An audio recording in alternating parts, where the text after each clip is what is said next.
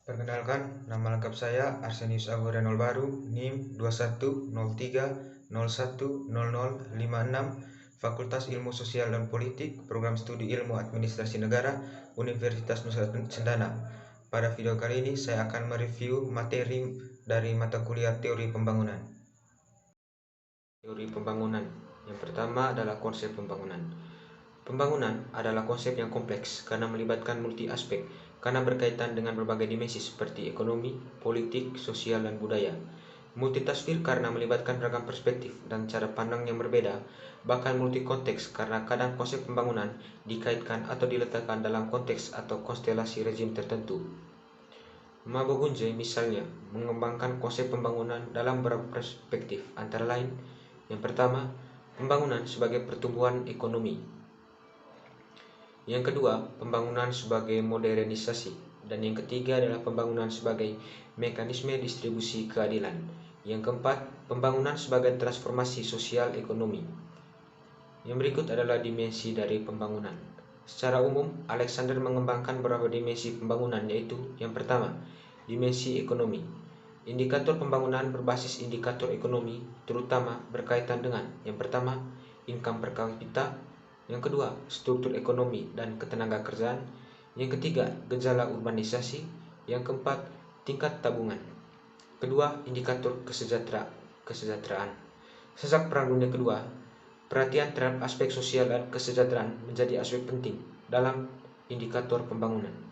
Yang ketiga, indikator sosiologis. Aspek ini fokus pada perubahan karakter dan struktur sosial yang makin kompleks seperti munculnya beragam organisasi kemasyarakatan yang berbasiskan pada banyak aspek seperti jenis kelamin, pekerjaan, kelompok sosial, dan sebagainya. Keempat, indikator politik. Aspek ini terutama berkaitan dengan mulai stabilnya institusi formal yang berfungsi secara lebih maksimal, meningkatnya partisipasi masyarakat dalam aktivitas politik, dan sebagainya.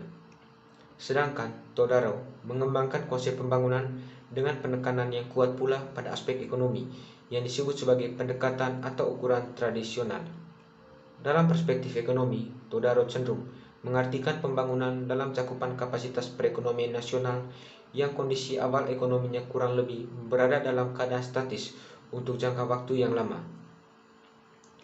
Pembangunan juga dilihat dalam pengertian perubahan secara terencana struktur produksi dan penciptaan lapangan pekerjaan, sehingga bagian dari sektor pertanian menurun, sementara bagian sektor manufaktur dan jasa meningkat.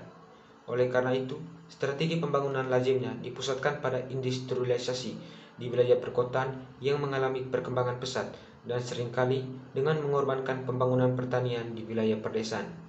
Akhirnya, ukuran ekonomi tentang pembangunan seringkali dilengkapi dengan mengacu pada indikator-indikator sosial ekonomi yang diterima umum seperti peningkatan dalam melek huruf, tingkat pendidikan, kondisi pelayanan kesehatan, dan sebagainya.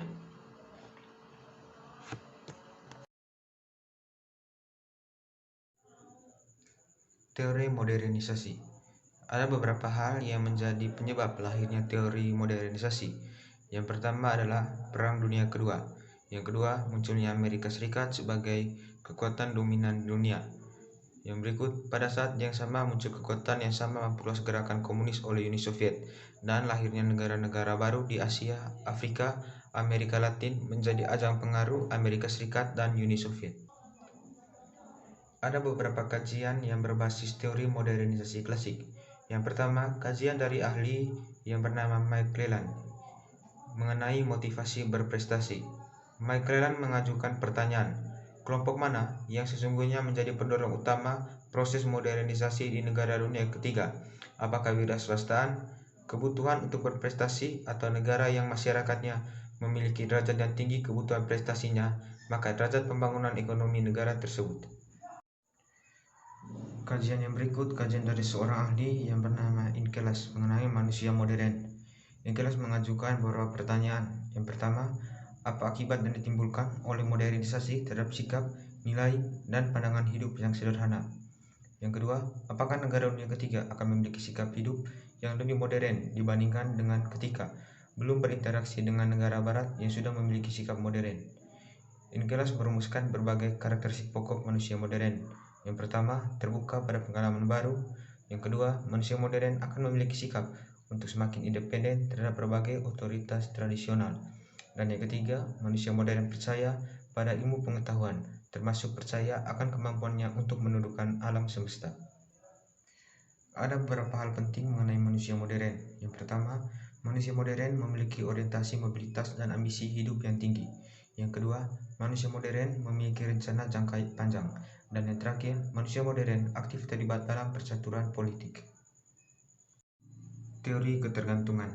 Ada kerangka dasar atau kerangka awal dari teori ketergantungan menurut Raoul Prebisch yang mengkritik tentang pembagian kerja internasional di mana negara dunia pertama yang menyiapkan barang-barang industri, sedangkan negara dunia ketiga memproduksi bahan pangan dan bahan mentah untuk keperluan negara industri.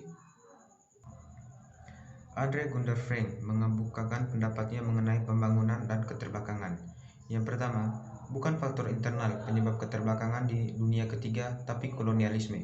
Yang kedua, keterbelakangan bukan merupakan sesuatu yang alami, melainkan ciptaan sejarah dominasi kolonial yang dialami negara-negara dunia ketiga. Yang ketiga, model metropolis dan satelit surplus ekonomi dalam bentuk bahan mentah, laba, dan sebagainya. Yang keempat, ada hubungan antar kedekatan dengan keterbelakangan negara satelit. Seorang ahli yang bernama Dos Santos mengemukakan pendapatnya mengenai struktur ketergantungan. Yang pertama, bahwa hubungan dua negara mengandung ketergantungan apabila beberapa negara berkembang dan memiliki otonomi dalam pembangunannya, sementara negara lain yang tergantung dapat melakukan hal serupa, hanya sekedar merupakan refleksi perkembangan negara dominan. Yang kedua, hubungan antar negara-negara dominan dengan negara tergantung adalah hubungan yang tidak sederajat. Pembangunan yang negara dominan dibebankan kepada negara yang tergantung melalui perdagangan yang monopoli, utang piutang yang menghasilkan nilai lebih bagi negara dominan. Ada 3 bentuk ketergantungan. Yang pertama, ketergantungan kolonial. Yang kedua, ketergantungan industri keuangan devisa atau rendahnya harga produk bahan mentah. Uang keluar lebih besar dibandingkan dengan uang masuk. Yang ketiga, ketergantungan teknologi industri. Ada beberapa asumsi dasar teori ketergantungan klasik. Yang pertama, ketergantungan sebagai gejala umum yang berlaku hampir di semua negara dunia ketiga. Yang kedua, ketergantungan sebagai akibat faktor eksternal. Yang ketiga, ketergantungan dilihat sebagai faktor ekonomi akibat surplus ekonomi kepada negara maju. Yang keempat, pembangunan yang otonom dan berkelanjutan di negara pinggiran nyaris sulit untuk dilaksanakan. Sistem dunia. Sejarah lahirnya teori sistem dunia. Yang pertama, perdebatan teori modernisasi dan teori ketergantungan. Yang kedua, kecenderungan terbentuknya tata ekonomi kapitalis dunia. Yang ketiga, munculnya negara-negara di Asia Timur seperti Jepang, Taiwan, Korea, dan Hong Kong mencapai pertumbuhan ekonomi tinggi. Yang keempat, adanya krisis di negara-negara sosialis. Yang kelima, krisis di negara Amerika Serikat.